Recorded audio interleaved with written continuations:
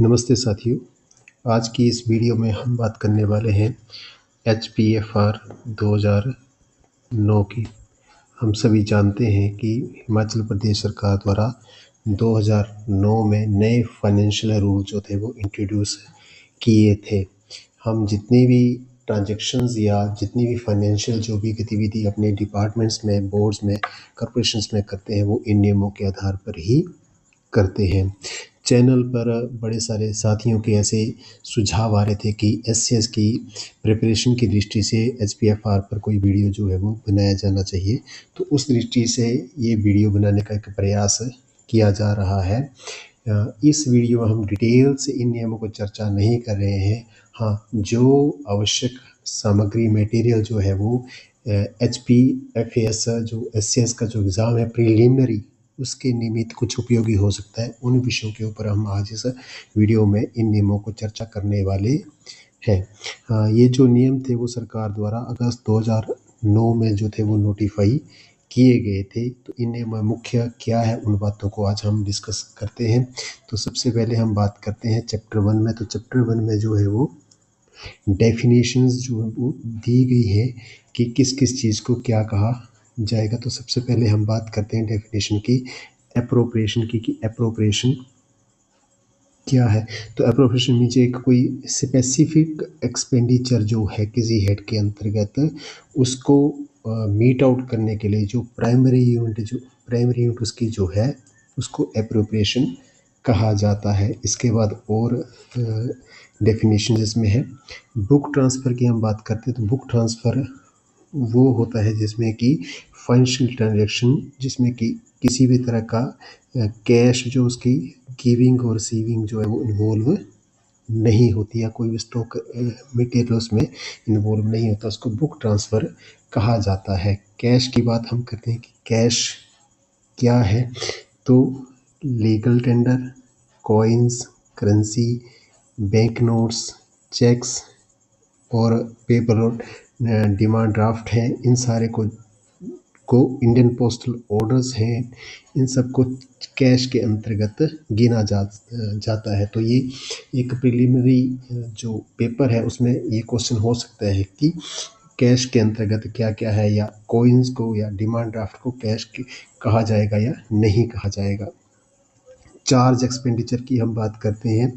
Charge expenditure वो expenditure है जिसमें कि जो स्टेट जो उसके बोर्ड की आवश्यकता नहीं होती, लेजिस्लेचर के बोर्ड की आवश्यकता नहीं होती, उसको चार्ज एक्सपेंडिचर कहते हैं हम। कंसोलिडेटेड फंड की हम बात करते हैं। Consolidated fund of the state, जिसको कि कॉन्स्टिट्यूशन के अंतर्गत कंसोलिडेटेड फंड के रूप में कहा गया है, इसको हम आगे डिस्कस करेंगे। उसके बाद और डेफिनेशन से फाइनेंशियल ईयर हम सभी जानते हैं कि 1 अप्रैल को ये आरंभ होता है और नेक्स्ट जो 31 मार्च है उसको ये समाप्त हो। जैसे अभी हम जो फाइनेंशियल ईयर जो चल रहा है वो 2024-25 हमारा चल रहा है, जो कि 1 अप्रैल 2024 को शुरू हुआ था और 31 मार्च 2025 को वो समाप्त होगा। गवर्नमेंट की हम बात करते हैं। गवर्नमेंट किसे कहा जाएगा, तो एडमिनिस्ट्रेटिव डिपार्टमेंट जो है उनको गवर्नमेंट के रूप में कहा जाएगा। मेजर हेड है, तो किसी भी जो स्कीम के अंतर्गत उसका जो रेवेन्यू है, एक्सपेंडिचर है, उसकी जो मेन यूनिट है उसको मेजर हेड कहा जाता है। माइनर हेड है, तो माइनर हेड मीन उसका सब डिवीजन, मेजर की जो सब डिवीजन है उसको माइनर हेड कहा जाएगा। नॉन रेकरिंग एक्सपेंडिचर की बात करते हैं कि जिसको सैंक्शन लमसम अमाउंट में किया जाता है और उसकी मनी जो है उसको पे लमसम में भी कर सकते हैं और इंस्टॉलमेंट भी कर सकते हैं, लेकिन उसको जो सैंक्शन किया जाता है वो लमसम चार्ज के रूप में किया जाता है। रीएप्रोप्रिएशन की हम बात करते हैं कि रीएप्रोप्रिएशन क्या है, कि जब किसी फंड को प्राइमरी यूनिट से किसी दूसरे अनदर सच यूनिट में ट्रांसफ़र किया जाता है तो उसको रीएप्रोप्रिएशन कहा जाता है। रेकरिंग एक्सपेंडिचर है जो कि एक पीरियोडिकल इंटरवल्स के बाद किया जाता है, उसको हम रेकरिंग एक्सपेंडिचर कहते हैं। वोटेड एक्सपेंडिचर है। वोटेड एक्सपेंडिचर वो एक्सपेंडिचर होता है जिसमें कि स्टेट का जो लेजिस्लेचर है उसके वोट की आवश्यकता रहती है, उसको वोटेड एक्सपेंडिचर हम कहते हैं। सेकंड चैप्टर हम बात करते हैं कि सेकंड चैप्टर में क्या है। तो सेकंड चैप्टर में फाइनेंशियल मैनेजमेंट जो उसका जनरल सिस्टम क्या रहेगा उसको डिस्कस किया गया है। तो इसको हम ज़्यादा डिटेल में चर्चा नहीं करेंगे क्योंकि हम प्रीलिमिनरी एग्ज़ाम की दृष्टि से हम इसको डिस्कस कर रहे हैं। हेड ऑफ़ द डिपार्टमेंट जो है वो किसी प्रकार के जो रेवेन्यू स्टेट में कलेक्ट किए जाते हैं उनके लिए responsible head of the department रहेगा। फाइन्स है, मिसलेनियस डिमांड है, रूल 8 में रिमिशन ऑफ रेवेन्यू है, रूल 9 जो है उसमें handling of cash and recording transaction है, इसके बारे में चर्चा की गई है। रूल 10 इसका इम्पोर्टेंट है जिसमें कि फाइनेंशियल प्रॉपर्टी उसके स्टैंडर्ड उसके बारे में कहा गया है कि किस समय कौन सा खर्चा करना है, कैसे करना है, उसके बारे में इसमें बताया गया है। डेलीगेशन ऑफ फाइनेंशियल पावर्स हैं, responsibility of the controlling of inspector budget allocation के बारे में चर्चा की गई है। सैंक्शंस की हम बात करते हैं कि सैंक्शन हम सभी जानते हैं कि जब कोई एक्सपेंडिचर गवर्नमेंट मनी से किया जाता है तो उसकी sanction head of the department देता है या कंट्रोलिंग देता है, हेड ऑफ़ द ऑफिस देता है, डीडीओ देता है। तो वो सैंक्शन क्या है, किस तरह से होती है, तो उसमें एक ये नियम है कि जो भी सैंक्शन तैयार की जाएगी वो सबसे पहले उसकी जो फर्स्ट कॉपी हो वो अकाउंटेंट जनरल को कॉपी की जाती है। उसके बाद कंसर्न ट्रेजरी ऑफिसर को वो कॉपी जो कि इंक साइड होनी चाहिए। और उसमें ऐसा भी एक हम देखते होंगे कई बार ट्रेजरी हमसे डिमांड करती है कि आप अपने बिल के साथ ओरिजिनल जो सैंक्शन ओरिजिनल वो अटैच किए। तो ऐसा फाइनेंशियल रूल के रूल 17 में कहा कि original sanction shall be attached with the bill, ऐसा नियमों में कहा गया है। अब हम बात करते हैं कि ये जो सैंक्शन जो रहती हैं ये कब तक जो है वो वैलिड रहती है। रूल 18 में इसको डिस्कस किया गया है। तो सामान्यतः जो सैंक्शन जो रहती हैं वो 1 साल के लिए रहती हैं, अनलेस उसमें कि कोई स्पेसिफिक पीरियड जो उसको नहीं कहा गया हो। अगर कोई स्पेसिफिक पीरियड उसमें कहा गया कि इतने पीरियड तक रहेगी तो उस पीरियड के समाप्त होने तक वो सैंक्शन रहेगी। या फिर उस सैंक्शन में ऐसा कहा गया कि ये जो सैंक्शन है इसका जो एक्सपेंडिचर होगा वो जो वर्ष है 2024-25 या कोई भी वर्ष उसमें वो कहा जा सकता है उस तक उसमें से किया जाएगा। तो वो जो अवधि समाप्त होगी, वो जब फाइनेंशियल ईयर जब समाप्त होता है वो उसको सैंक्शन भी जो है वो लैप्स हो जाएगी। रिपोर्ट ऑफ लॉसेस की हम बात करते हैं कि कोई लॉस अगर गवर्नमेंट प्रॉपर्टी को तो उसमें क्या करें। तो उसमें सबसे पहले ये कहा गया कि नेक्स्ट हायर अथॉरिटी जो उसको तुरंत उसके बारे में कहा जाना चाहिए। परंतु हाँ, कुछ ऐसे केसेस रहते हैं जिसके बारे में हायर अथॉरिटी को इन्फॉर्म करने की आवश्यकता नहीं करी कि मिस्टेक से कोई ऐसी असेसमेंट हो गई है, कुछ गलत एंट्रीज हो गई हैं। तो ऐसे कुछ बातें जो इनको हायर अथॉरिटी को इन्फॉर्म करने की आवश्यकता नहीं रहती है। इसके अलावा गवर्नमेंट को कोई लॉस होता है प्रॉपर्टी को, फायर के कारण होता है, थेफ्ट के कारण होता है, रोबरी के कारण होता है, फ्रॉड के कारण। तो उसमें ये कहा गया है कि जो ऊपर के जो प्रोसीजर है उनको फॉलो किया जाना चाहिए। साथ ही साथ अगर वो जो प्रॉपर्टी को जो लॉस हुआ फायर के कारण, थेफ्ट के कारण, रॉबरी के कारण और उसकी जो वैल्यू है वो 10,000 से ज़्यादा है तो उस स्थिति में उसको पुलिस इन्वेस्टिगेशन के लिए भी इन्फॉर्म करना चाहिए। लेकिन वो पूरा प्रोसीजर फॉलो करने के बाद संबंधित अधिकारी द्वारा उसको किया जाएगा। लॉस ऑफ इमूवेबल प्रॉपर्टी है जिसको कि प्राकृतिक कारणों से कोई क्षति पहुंचती है तो थ्रू प्रॉपर चैनल वो गवर्नमेंट को इन्फॉर्म किया जाना चाहिए, ऐसा रूल 22 में कहा गया है। आगे हम बात करते हैं चैप्टर 3 की। चैप्टर 3 में बजट फॉर्मुलेशन और उसकी इम्प्लीमेंटेशन की बात कही गई है। तो इसमें एक इम्पोर्टेंट क्वेश्चन ये हो सकता है कि जो बजट है उसको, जो एनुअल फाइनेंशियल स्टेटमेंट है उसको बजट के नाम से भी कहा जाता है और उसमें एस्टीमेट होते हैं और सीट होता है और एक्सपेंडिचर होता है। कंटेंट ऑफ बजट की हम बात करते हैं तो मुख्यतः उसमें एस्टीमेट रहते हैं कि जितने भी हमारे अगले वर्ष में होने वाले रेवेन्यू जो हमें प्राप्त होंगे, एक्सपेंडिचर जो होंगे वो होंगे, इंटरेस्ट और डेब्ट्स उसमें जो है वो सारा उसमें डिस्कस किया जाता है। वो कंटेंट जो है वो बजट के रहते हैं। Demand of grants, estimate for expenditure which board of state legislature are required shall be in the form of a demand of grant। ये क्वेश्चन हो सकता है कि बोर्ड ऑफ स्टेट लेजिस्लेचर जो है उसमें वो किस फॉर्म में होता है, तो डिमांड ऑफ ग्रांट्स के फॉर्म में वो रहता है। वोट ऑन अकाउंट हम करते हैं कि जहाँ पर बजट पास होने से पहले एक्सपेंडिचर सेंक्शन किया जाता है तो उसके लिए वोट ऑफ अकाउंट जो है वो आवश्यक रहता है। एक्सपेंडिचर को कंट्रोल करने की रिस्पॉन्सिबिलिटी किसकी रहती है, तो एडमिनिस्ट्रेटिव डिपार्टमेंट जो इसको कंट्रोल करता है, और कंट्रोल जो है वो हेड ऑफ द डिपार्टमेंट्स और अन्य जो डिपार्टमेंट में कंट्रोलिंग ऑफिसर रहते हैं उनके द्वारा इसको कंट्रोल करता है। पर मुख्य जो उसका दायित्व जो है वो एडमिनिस्ट्रेटिव डिपार्टमेंट का रहता है।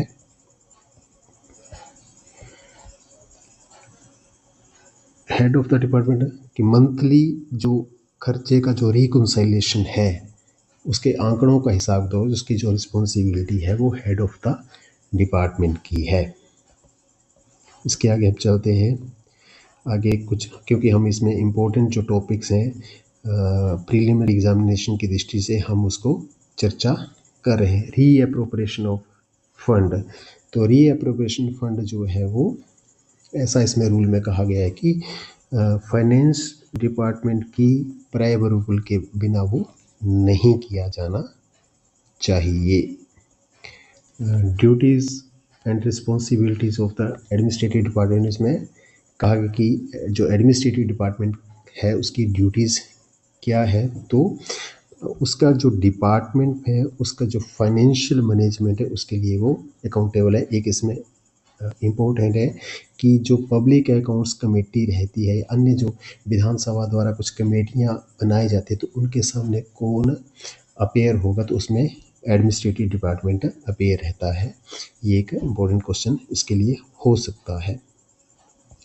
गवर्नमेंट जो अकाउंट्स हैं उनकी बात करते हैं, उसमें जनरल प्रिंसिपल्स क्या रहेंगे, तो सबसे पहले कि स्टेट के जो अकाउंट्स हैं उनको एजी सर्टिफाई करता है, और एजी उसको सर्टिफाई करने के बाद उसकी रिपोर्ट जो है वो गवर्नर को देता है, और गवर्नर उसको जो है वो स्टेट लेजिस्लेचर के सामने ले आउट करते हैं। पीरियड ऑफ अकाउंट्स है, वही period of accounts financial year की तरह 1 अप्रैल से लेकर 31 मार्च तक है। अब हम जो अकाउंट्स का जो स्ट्रक्चर है उसको 3 भागों में विभाजित किया गया है। कंसोलिडेटेड फंड है, कंटीजेंसी फंड है और पब्लिक अकाउंट्स। इस प्रकार के 3 जो अकाउंट्स हैं वो स्टेट गवर्नमेंट के रहते हैं। कंसोलिडेटेड फंड को 2 भागों में विभाजित किया गया है, रेवेन्यू और कैपिटल में विभाजित किया गया है। और उसके बाद एक्सपेंडिचर हेड भी है उसमें। कैपिटल डिवीज़न को भी 3 भागों में बांटा गया है। इस तरह से इसकी डिवीज़न जो है वो यहाँ पर इस अकाउंट्स में की गई है। 59 में चार्ज एक्सपेंडिचर क्या रहता है और वोटेड एक्सपेंडिचर क्या रहता है उसको डिस्कस किया गया है। प्लान, नॉन प्लान एक्सपेंडिचर हम सभी जानते हैं। 61 में कैपिटल और रेवेन्यू एक्सपेंडिचर को डिस्कस किया गया है। Appropriation of accounts, annual accounts के बारे में हम चर्चा करते हैं कि अकाउंट्स जो स्टेट के हमने पहले भी डिस्कस किया वो अकाउंटेंट जनरल द्वारा प्रिपेयर किए जाते हैं। उसके बाद हम चर्चा करते हैं कैपिटल एक्सपेंडिचर। कैपिटल एक्सपेंडिचर क्या रहता है कि उसमें कैपिटल जिसमें कि फर्स्ट कंस्ट्रक्शन जो है और प्रोक्योरमेंट ऑफ इक्विपमेंट्स, प्रोजेक्ट्स हैं, इस प्रकार के जो सर्विसेज पे जो एक्सपेंडिचर उसको कैपिटल एक्सपेंडिचर कहा जाता है। उसके बाद हम चर्चा करने वाले हैं मुख्यतः वर्क्स है। आगे वर्क्स की हम चर्चा नहीं करेंगे। अब हम चर्चा करेंगे procurement of goods and services. एक इम्पोर्टेंट चैप्टर है, इसमें से कुछ क्वेश्चन जो है वो हो सकते हैं कि इसमें 91 में फंडामेंटल प्रिंसिपल दिएंगे बाइंग के कि बाइंग किस प्रकार से की जानी चाहिए, प्रोक्योरमेंट एंटिटी जो है वो सेटिस्फाई होनी चाहिए, फेयर ट्रांसपोर्ट और रीजनेबल प्रोसीजर उसमें अडोप्ट किया जाना चाहिए। ऐसा करके इसमें रेट कॉन्ट्रैक्ट के बारे में 94 में चर्चा की गई। रेट ऑफ कॉन्ट्रैक्ट किसी फर्म के साथ करते हैं उससे हम डायरेक्ट परचेज कर सकते हैं, तो उसको जो फाइनलाइज करते हैं कंट्रोल रूम स्टोर करते हैं। 2016 में सरकार द्वारा 94A एक इसमें नया रूल इंसर्ट किया है जिसको कि हम जेम के नाम से जानते हैं। पिछली बार के उसमें ये क्वेश्चन था प्रीलिम में कि जेम का मीनिंग क्या, तो गवर्नमेंट ई मार्केट इसको हम जानते हैं। उसमें एक डायरेक्ट परचेज रहती है जो कि 25,000 तक रहती है। दूसरी बात रहती है L1 लोएस्ट वन जो वो 25,000 से लेकर 5 लाख तक रहती है। इसमें कंपैरिजन किया जाता है, कोटेशंस कॉल की जाती हैं, ऑनलाइन की जाती है और 5 लाख से ऊपर बिड रहती है। तो इस प्रकार से ये 94 में का एडिशन इसमें किया गया है। उसके बाद प्रोक्योरमेंट की जो बात करते हैं, हाँ, कॉन्ट्रैक्ट ऑफ सर्विस में जो रजिस्टर्ड जो होंगे सप्लायर उनका जो पीरियड रहता है वो 1 से 3 साल का रहता है। उसके बाद उनके दोबारा से रिन्यूएबल कॉन्ट्रैक्ट ऑफ स्टोर करेगा। 97 में purchase of goods without quotations, तो 3,000 तक हम विदाउट कोटेशन कोई चीज़ परचेज कर सकते हैं और only is subject to maximum of 50,000 in a financial year, ऐसा हम परचेज कर सकते हैं। उसकी कुछ फॉर्मेलिटीज़ हैं, आप इनको डिटेल्स इन रूल्स में पढ़ सकते हैं। एक परचेज कमेटी के द्वारा भी हम परचेज कर सकते हैं और उसकी जो लिमिट है 3,000 से ज़्यादा और अप टू 1 लाख तक इसमें परचेज कमेटी एक रहती है जिसको कि head of the department order करते हैं। हेड ऑफ द डिपार्टमेंट उसमें ऑर्डर करेंगे कि ये इस डिपार्टमेंट परचेज कमेटी रहेगी और ये उसके मेंबर रहेंगे। वो मार्केट का सर्वे करती है और मार्केट में सर्वे करने के बाद रीजनेबल रेट्स पर अच्छी क्वालिटी के वो प्रोडक्ट परचेज करती है, ऐसा उसमें एक प्रोसीजर रहता है। रेट कॉन्ट्रैक्ट डायरेक्ट परचेज की हमने बात की, रेट कॉन्ट्रैक्ट से डायरेक्ट परचेज हम कर सकते हैं। अब आता है बिड्स के थ्रू परचेज कैसे करते हैं। उसमें 3 प्रकार के सिस्टम रहते हैं। एडवर्टाइज टेंडर सिस्टम रहता है, लिमिटेड टेंडर सिस्टम रहता है, सिंगल टेंडर सिस्टम उसमें रहता है। एडवर्टाइज टेंडर सिस्टम की हम बात करते हैं। एडवर्टाइज टेंडर सिस्टम में जहाँ की गुड्स की जो वैल्यू है वो 10 लाख से ज़्यादा रहती है, वहाँ पर एडवर्टाइज टेंडर सिस्टम को अपनाया जाता है। इस सिस्टम में टेंडर डॉक्यूमेंट तैयार किए जाते हैं और उनको जो है वो किसी न्यूज़पेपर में 2 लीडिंग न्यूज़पेपर उनमें पब्लिश किया जाता है। इस प्रकार से वेबसाइट पर भी इसको शो कर सकते हैं उस डिपार्टमेंट की। तो ये एडवर्टाइज टेंडर सिस्टम है, 10 लाख से ऊपर की परचेज के लिए ऐसा रहता है। और इसमें वापसी जब उनकी जो बिड्स आएंगी उसके लिए 4 वीक्स का समय रहता है। इसमें अगर कोई टेक्निकल आइटम भी बीच में, तो उसमें 2 प्रकार की बिड, एक टेक्निकल बिड रहती है और एक फाइनेंशियल बिड रहती है, सील्ड कवर में रहती है।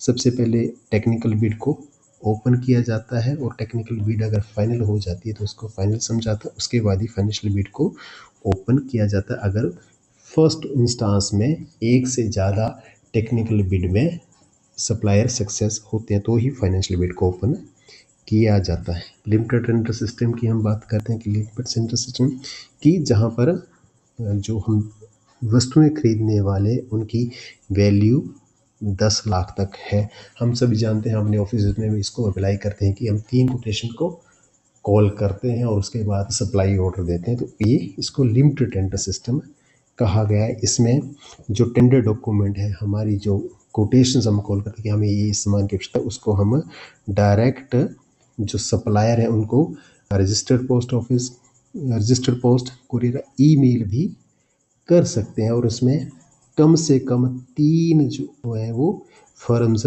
रहनी चाहिए, कम से कम 3, 4, 5, 6 हो सकती है।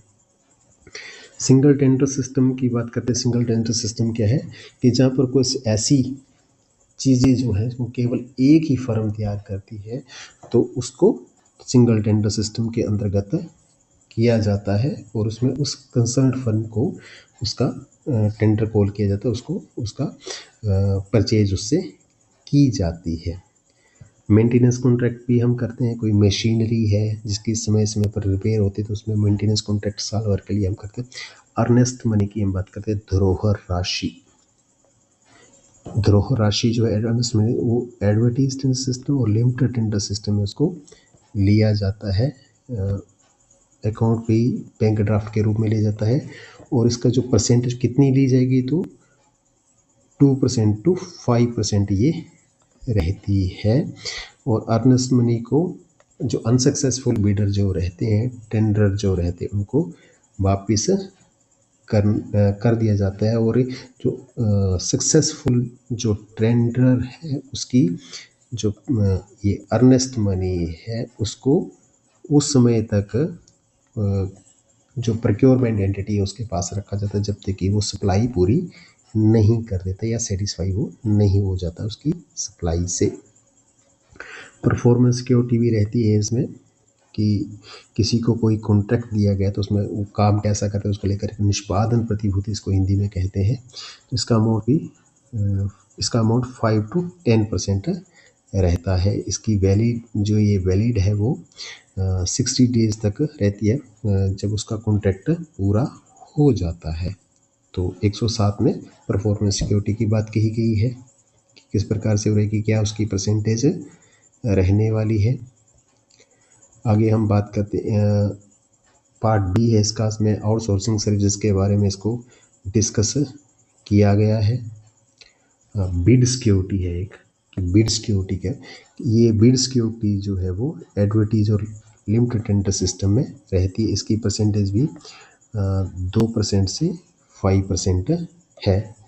अनसक्सेसफुल बिडर उनको ये वापस कर दी जाती है, सक्सेसफुल बिडर की वो रखी जाती है और वो तब तक रहेगी जब तक कि उसका कॉन्ट्रैक्ट या काम पूरा नहीं हो जाता, वो सेटिस्फैक्ट्री उसकी सप्लाई नहीं हो जाती।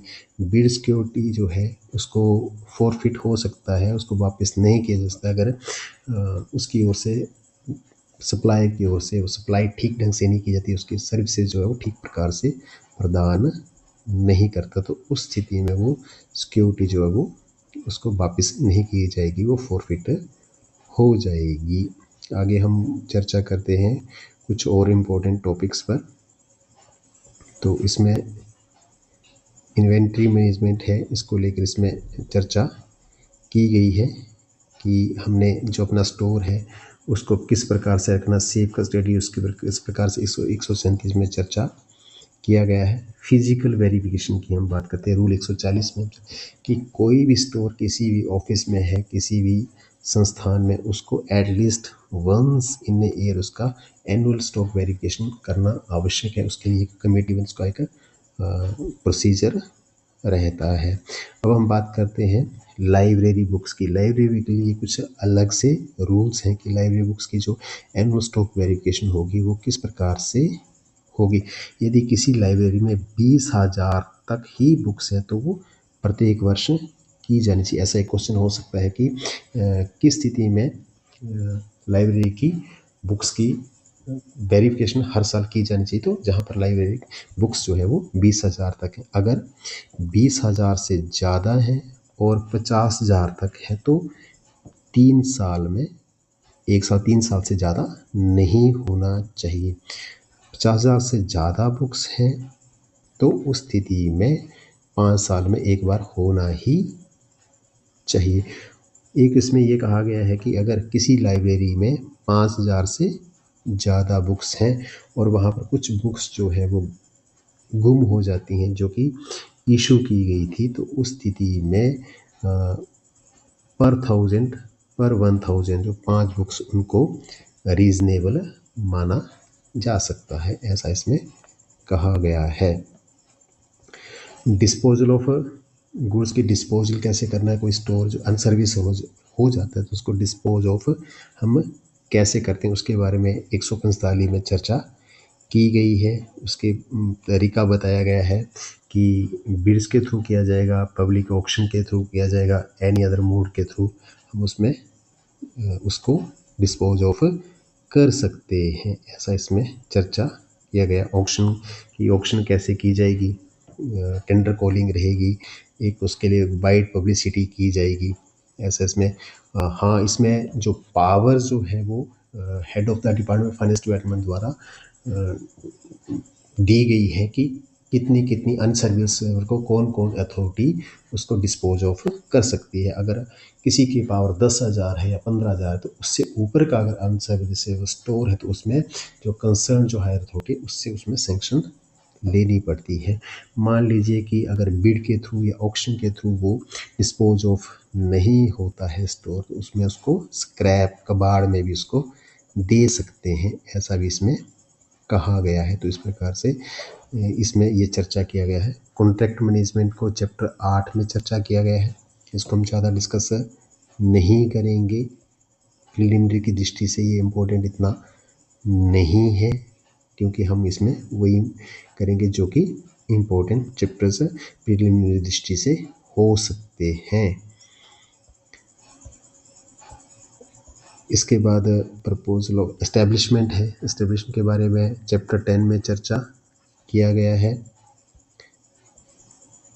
इस्टेब्लिशमेंट में हाँ, डेट ऑफ बर्थ 172 में कहा गया कि जब कोई भी न्यूली अपॉइंट होता है कोई सर्विस में, तो वो अपनी जो डेट ऑफ बर्थ उसकी जो है वो मैट्रिकुलेशन सर्टिफिकेट उससे वो उसमें रिकॉर्ड उसके सर्विस रिकॉर्ड में दर्ज की जाएगी। 173 में सर्विस बुक के बारे में कहा गया, सर्विस बुक कैसे मेंटेन करें, तो उसके जो रूल्स हैं वो सप्लीमेंट्री रूल्स 196 से 203 में उसको डिस्कस किया गया है। 174 की हम बात करते हैं कि टीए क्लेम की ड्यू डेट कब होगी, तो जब कोई एम्प्लॉई यात्रा से वापस लौटता है succeeding date of the completion of his journey, तो वो अपना जो क्लेम है उस डेट के 1 साल के तक वो अपने डीडीओ जो है कंट्रोलिंग को सबमिट करेगा, अदरवाइज ये फॉरफिट हो जाएगा। और डीडीओ उस क्लेम को टीए क्लेम को जब उसके पास वो क्लेमेंट से मिले तो उसके 6 महीने के भीतर उसको ट्रेजरी सबमिट करेगा। मेडिकल रिम्बर्समेंट की बात की गई है। इसमें मेडिकल रिम्बर्समेंट में जो एम्प्लॉई है वो उसकी जो ट्रीटमेंट जब कंप्लीट हो रही है तो उसके 90 दिन के बाद तक वो इसको अपने कंट्रोली को सबमिट करेगा। और डिसबर्सिंग ऑफिसर जो डीडीओ जो है वो उसको जब उसके पास वो क्लेम है उसके 3 महीने के भीतर ट्रेजरी सबमिट करेगा। यह क्वेश्चन हो सकता है कि किसी क्लेमेंट ने अगर अपना मेडिकल क्लेम दे दिया तो डीडीओ को कितने दिन के भीतर ट्रेजरी सबमिट करेगा या क्लेमेंट कितने दिन के अंदर सबमिट करेगा, टीए के संदर्भ में भी ये क्वेश्चन हो सकता है। एलटीसी की हम बात करते हैं कि एलटीसी में कोई अगर एलटीसी को क्लेम करता है और वो उस अपना क्लेम कब तक सबमिट कर, क्योंकि पिछली बार का जो प्रीलिमिनरी जो एग्ज़ाम था एससीएस का उसमें एक क्वेश्चन था कि वो कब उसको सबमिट करेंगे। तो अगर किसी ने एडवांस लिया है, हम जानते हैं कि एलटीसी पर कोई एम्प्लॉय जाता है उसको एडवांस भी दिया जाता है, अगर एडवांस ले रखा है तो यात्रा से वापस आने के 1 महीने के भीतर उसको एक क्लेम सबमिट करना जरूरी है। और अगर एडवांस नहीं लिया है तो 3 महीने के भीतर वो इसको सबमिट करेगा। एरियर्स क्लेम की बात करते हैं कि एरियर्स सैलरी एरियर्स वगैरह, तो ये 1 साल के भीतर जो है वो ये ड्यू रहते, 1 साल के बाद ये टाइम बार्ड हो जाते हैं।